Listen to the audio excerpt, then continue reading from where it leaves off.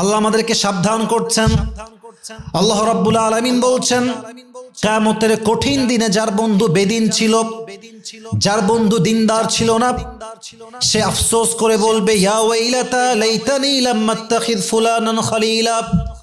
হায় আফসোস, হায় আফসোস, অমুক যুবক যদি আমার বন্ধু না হতো, অমুক পুরুষ যদি আমার বন্ধু না হতো, অমুক ভাই যদি আমার বন্ধু না হতো, আজকে আমার এই দশা হতো না, আজকে আমি জাহান্নামী হতাম না।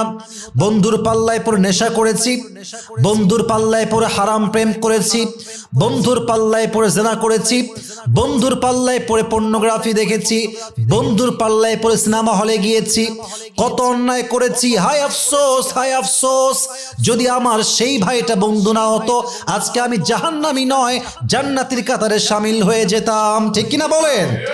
He will feel so regret about his friend. I wish যে আমার এই বন্ধু না থাকতো। আল্লাহ আমাদের সবাইকে চরিত্রবান দিনদার বন্ধুকে যাচাই বাছাই করে বন্ধুত্ব করার তৌফিক দান করুন। পড়েন সবাই আমিন। 5 নাম্বার, যুবকদের ধ্বংসের সবচেয়ে বিগেস্ট রিজন, বড় একটা কারণ, মাদকাসক্ত হওয়া, নেশায় আসক্ত হওয়া। একজন পুরুষ যখন নেশায় আসক্ত হয়ে যায়, তার মনুষ্যত্ব হারিয়ে যায়, তার ঈমান হারিয়ে যায়। নেশায় আসক্ত হওয়ার পরে কোনটা হালাল, কোনটা হারাম, কোনটা অন্যায়, কোনটা ভালো, পুরুষ জাস্টিফাই করতে পারে না। তার কাছে ভালো এবং খারাপের কোনো ব্যবধান থাকে না। একজন পুরুষ যখন মাদকাসক্ত হয়ে যায়, সে ধর্ষণ করত, একচুল পরিমাণ তার বাধে না। ঠিক কিনা বলেন? নেশা, মাদক যুবকের চরিত্র, ঈমান, আখলাক সবকিছু মুহূর্তে নিমিষেই ধ্বংস করে দেয়। ঠিক কিনা? এই জন্য নেশা করা যাবে না। ইভেন নেশাখোরদের জীবনে কোনো সুখ থাকে না, তাদের জীবনে জান্নাতের কোনো গন্তব্য থাকে না। নেশাখোরের অস্তিত্ব পুরো পৃথিবীতে অস্তিত্বহীন। তার অস্তিত্ব থেকেও তার অস্তিত্ব দিয়ে মানুষের কোনো লাভ হয় না। নেশাখোরের জন্য তার বউয়ের জীবন নষ্ট, নেশাখোরের জন্য তার ভাইয়ের জীবন নষ্ট, নেশাখোরের জন্য বাপটা লজ্জায় রাস্তায় বের হতে পারে না, বের হলেই মানুষ বলে এটা নেশাখোরের বাপ। ঠিক কিনা বলেন? নেশাখোরের জীবনটা পুরোটাই আফসোস দিয়ে ভরা, নেশাখোরের পুরো জীবনটা লানত আর অভিশাপ দিয়ে ভরা। আল্লাহর হাবিব বলেছেন, পৃথিবীতে সমস্ত অন্যায়ের মূল কারণ হচ্ছে নেশা, মাদক। যে মাদক সেবন করে, যে নেশা করে, কোনটা ভালো কাজ, কোনটা অন্যায় কাজ, কোনটা ভালো, কোনটা খারাপ, তার ঈমানটাই হারিয়ে যায়। ঠিক কিনা বলেন? অতএব ডোন্ট বি অ্যাডিক্টেড, নেশাগ্রস্ত হবেন না। আল্লাহ প্রত্যেকটা যুবককে নেশার থেকে বাঁচার তৌফিক দান করুক। পরের সবাই আমিন। 6 নাম্বার হচ্ছে এই মোবাইল ফোনের আসক্তি, সবচেয়ে বাজে আসক্তি। মোবাইল ফোনের নেশা যার লেগে গেছে, তাকে নষ্ট করতে আপনার আর কিছু দেওয়া লাগবে না। ও সারাদিন স্ক্রল করতে করতে, সারাদিন টিকটক দেখতে দেখতে, সারাদিন রিলস দেখতে দেখতে, সারাদিন চ্যাটিং করতে করতে ওর জীবনের সবচেয়ে ভ্যালুয়েবল টাইম, তার হায়াতের সবচেয়ে গুরুত্বপূর্ণ সময় সে মোবাইলে স্ক্রল করতে করতেই নষ্ট করে দিবে। ঠিক কিনা বলেন? আল্লাহ তাআলা বলছেন, বান্দা শোনো শোনো, ইন্নাস সামআ ওয়াল বাসারা ওয়াল ফুআদা কুল্লু উলাইকা কানা আনহু মাসউলা। তুমি যে চোখ দিয়ে পর্নোগ্রাফি দেখছো, তুমি যে চোখ দিয়ে নারীর ভিডিও দেখছো, তুমি যেই চোখ দিয়ে টিকটকে অশ্লীল গান দেখছো, যে কান দিয়ে তুমি গান শুনছো, যেই মন দিয়ে তুমি তোমার খারাপ চিন্তা করছো, জিনার চিন্তা করছো, ইন্নাস সামআ ওয়াল বাসারা ওয়াল ফুআদা কুল্লু উলাইকা কানা আনহু মাসউলা। তোমার কান, তোমার চোখ, তোমার অন্তর, এই কান দিয়ে কি শুনেছো, চোখ দিয়ে কি দেখেছো, এই মন দিয়ে কি চিন্তা করেছো, on the day of judgement, কিয়ামতের কঠিন ময়দানে প্রত্যেকটা অন্যায়ের পাই টু পাই হিসাব নিবে একজন, তিনি কে? ইন্নাস সামআ ওয়াল বাসারা ওয়াল ফুআদা কুল্লু উলাইকা কানা আনহু মাসউলা। You will be asked about your every deeds that you have done in this world. দুনিয়াতে আপনি যে কাজ করেছেন, প্রত্যেকটা কাজের কিয়ামতের দিন, ফামান ইয়ামাল মিসকালা যাররাতিন খায়রান ইয়ারা ওয়া মান ইয়ামাল মিসকালা যাররাতিন শাররান ইয়ারা। If anyone has done an atom size of good, he will see it. If anyone has done an atom sort of bad, he will see it. Zarra zarra শস্যের দানা পরিমাণ ভালো আমল খারাপ আমল ওজন দিবে একজন। বলেন সবাই তিনি কে? অতএব মেহেরবানি করে সবার হাতে পায়ে ধরে বলছি, মোবাইল ফোনের আসক্তি থেকে যত দূরে থাকা যায় জীবনটা তত বেশি সুন্দর হবে। আল্লাহ যুবকদেরকে মোবাইল ফোনের আসক্তি থেকে বাঁচার তৌফিক দান করুন। পড়েন সবাই আমিন।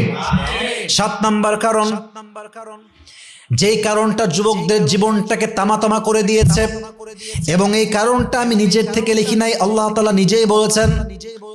7 নাম্বার কারণ হলো আব্বা আম্মার সঙ্গে বেয়াদবি করা, আব্বা আম্মার খেদমত না করা। আজকাল হাজার হাজার যুবক মায়ের সঙ্গে ব্যবহার করে গোলামের মতো, বাদীর মতো, দাসীর মতো, ঠিক কিনা বলেন? সব জায়গায় গুড বিহেভিয়ার, স্টাফের সঙ্গে ভালো ব্যবহার, বন্ধুর সঙ্গে ভালো ব্যবহার, আর মাটা সামনে আসলে ব্যবহারটা জানোয়ারের চাইতে নিকৃষ্ট হয়ে যায়, ঠিক কিনা বলেন? আল্লাহ রাব্বুল আলামিন বলছেন, বান্দা শোনো, ওয়াকাদা রাব্বুকা আল্লা তা'বুদু ইল্লা ইয়্যাহু ওয়া বিল ওয়ালিদাইনি ইহসানা। আল্লাহর ইবাদত করতে হবে একমাত্র একজনের জন্য। বলেন তো সবাই তিনি কে?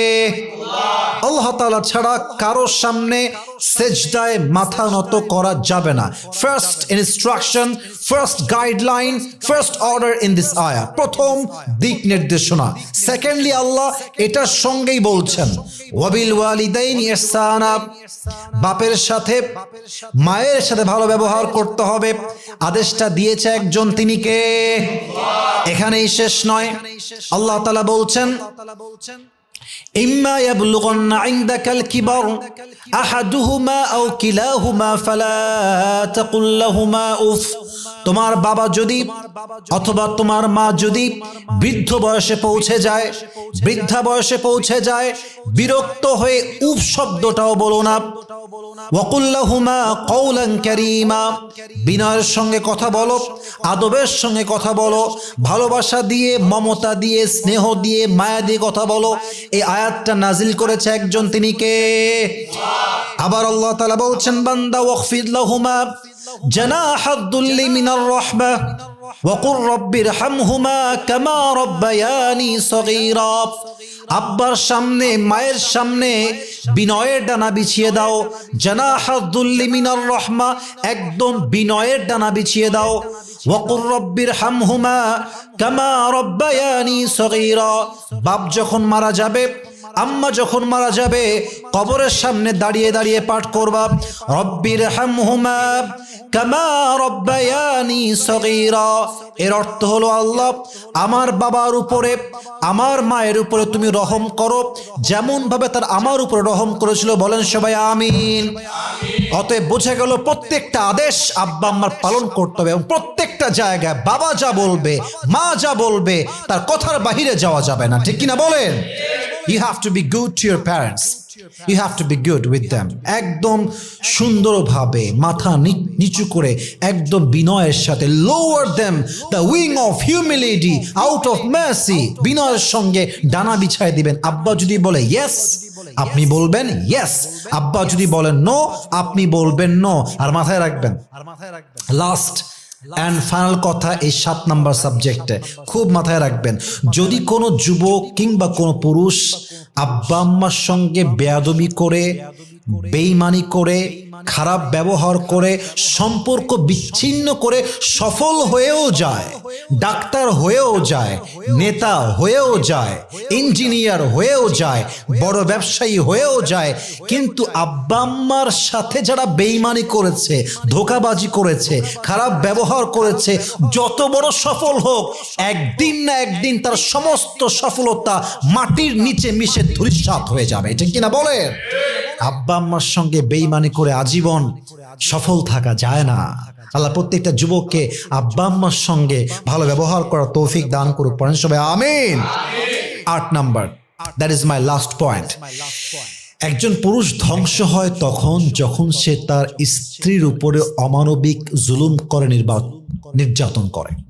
কিছু কিছু পুরুষ দেখবেন বইয়ের সঙ্গে ব্যবহার করে একদম গোলামের মতো, দাসীর মতো, জানোয়ারের মতো, অথচ সেই পুরুষটা জানে যে আমার বউটা পবিত্র, আমার বউটা চরিত্রবান, আমার সঙ্গে সে অনেস্ট অ্যান্ড লয়াল, সে আমার সঙ্গে বেইমানি করে নাই। একজন সতীত্ববান নারী পেয়ে, চরিত্রবান নারী পেয়ে, সতীসাধী নারী পেয়ে, অনেস্ট অ্যান্ড লয়াল, নিবেদিত প্রাণ যে মেয়েটা আপনার জন্য, এমন একটা মেয়ে পাওয়ার পরেও যে পুরুষ অমানবিক জুলুম করে, নির্যাতন করে, জানোয়ারের মতো ব্যবহার করে, এটা পুরুষ নামের কলঙ্ক যুবক ভাইরা, ঠিক কিনা বলেন? কিয়ামতের কঠিন দিনে আপনাকে প্রত্যেকটা খারাপ ব্যবহারের হিসাব দিতে হবে যদি আপনার বউ অনেস্ট অ্যান্ড লয়াল হয়ে থাকে। অতএব মাথায় রাখবেন, আপনি পুরুষ, একজন অনেস্ট ওয়াইফ পেয়েছেন, লাইফ পার্টনার পেয়েছেন, that's a big blessing in your life.